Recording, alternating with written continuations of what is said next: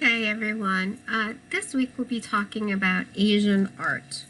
So between 650 and 1526, Buddhism declined in favor of Hinduism in India. Under China's Tang dynasty, Buddhism would reach its height. In the Song dynasty, a rival of Confucianism, further cultivated Chinese traditions. Buddhism was an important influence in Japan's Heian period, leading to Zen. Okay, so just a little background there. And as you can see, I'm showing you a map of Asia. So the first piece we're looking at here is Kendaiya Mahadeva, and it's a temple that is a northern type of Hindu temple built circa 1000 and dedicated to the god Shiva. And it's located, as you can see, in India. It has some dominant features that we should discuss here. It has solid mass above the ceiling and houses an image of the deity. The finial tops, here, these, point the viewer to the point where earthly and cosmic worlds converge. This temple is a northern type of Hindu temple built, as I said, circa 1000. An imagery axis, Mandi, runs from the finial to the image of the deity below. The halls serve as a place for rituals, sculpted figures of gods and goddesses and erotic couples enrich and delineate the architectural forms.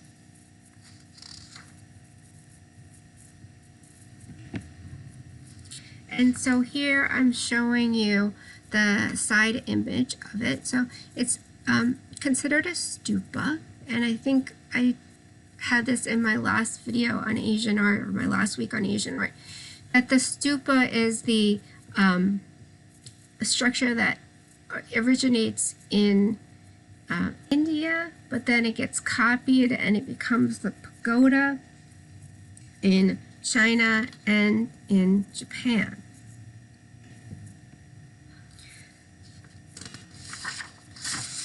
So here I'm showing you an image of Shiva.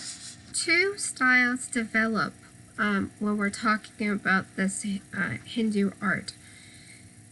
And one is the erotic that was really in the north, and the other is the devotional, which was in the south. And so this bronze Shiva embodies the devotional, displaying the god as fully aware of his benevolent powers. No longer does Shiva, or the deity, appear self-absorbed or introspective. Instead, he generously displays himself to the devotee in full awareness of his benevolent power, dancing within a ring of fire. Shiva's extended left hand holds a spray of flames, emblematic of the destruction of the universe, as well as our egocentrism. Next, we're going to look at Cambodia. Indigenous Khmer people of Cambodian region developed a state religion of a divine ruler at Angkor. The complex of Angkor Wat was begun to honor Vishnu. The square within square plan and the tall central tower, surrounded by 4 smaller towers, define the complex. Cambodia lies between India and China geographically and culturally. Buddhism and Hinduism supplement local religions, and the indigenous Khmer people eventually developed a distinctive synthesis of beliefs that evolved into a state religion under the divine king who ruled at Angkor, which was the capital, from the 9th to the 10th century. Dedicated to Vishnu, the vast array of structures is both a temple and a symbolic cosmic mountain, home to the deities and axis of the world. Originally, the visitors approached the building over a bridge across a wide moat, and after passing through a monumental gateway, continued up a long avenue between two water-filled tanks to the building itself. The building has a simple plan of square within square defined by galleries, surrounding a tall central tower with 4 lesser towers. Additionally, towers at the outer corners define and extend the huge complex. And I have a video that you'll be watching for your quiz that gives you quite a bit more information on this. Next, we're going to China and Korea. Despite changing political forms during the dynasty 960 to 1279, the Song was a type of plentiful patronage. The seated Guan Yin Bada Satha shows no hint of despair in his pose of royal ease. Its carved wooden figure had its painted and gilding restored in the 16th century. A brief period of disintegration followed the fall of the Tang dynasty in 907 before China was united again under the Song dynasty, 960 to 1279.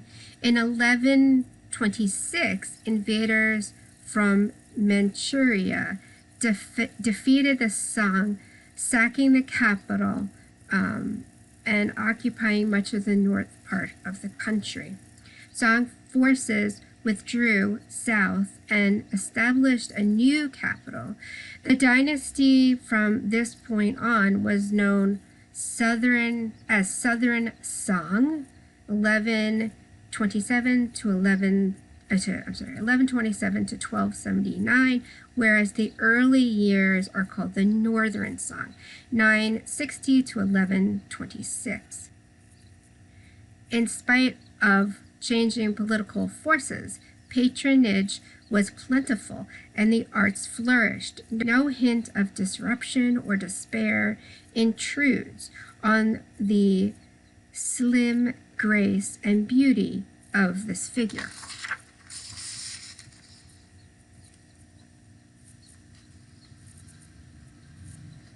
So what I'm showing you here is a figure who has chosen to enlighten himself. Voluntarily, he remains on earth to help others achieve nirvana. And here he's representing the idea of water and moon, and he sits on a rock by the sea in a pose known as a royal ease. His right arm and foot hang down. The foot touches a lotus blossom.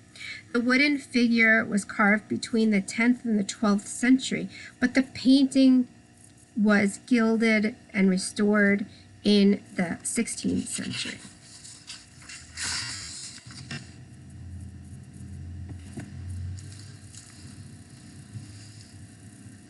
So next we'll look at Neo-Confucianism.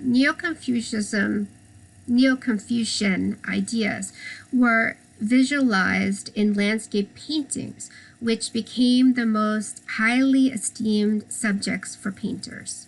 Northern Song artists studied nature closely to master its varied appearances. The way each species of tree grew, the distinctive character of each rock formation, the signs of changing seasons, and the myriad birds, blossoms, and insects. This study was integral to the artist's self-cultivation. Mastering outward forms showed an understanding of the principles beyond them. Yet, despite their faith, visual descriptions of individual forms, paintings do not record a specific site. The artist's goal was to paint the eternal essence of mountainless. For example, not to reproduce the appearance of a particular mountain. Thus, landscape painting expressed the desire for spiritual communication with nature as a key to enlightenment. As the tradition progressed, landscape painting also became a vehicle for conveying human emotions, even for expressing profound personal feelings. So we can say the arrival of Confucianism through non-Confucianism developed on a metaphysical basis. Two interacting forces known as Li and Qi consist the universe. Ideas were best exemplified in landscape paintings. They express the desire for spiritual communication with nature as being key to enlightenment. Fan Quan was an early master. Traveling among mountains and streams is a composition in 3 stages, with rocks at the bottom in the foreground, travelers in the middle ground, and a misty transition to the background waterfall. Chinese painters directly avoided linear perspective. It was too controlling.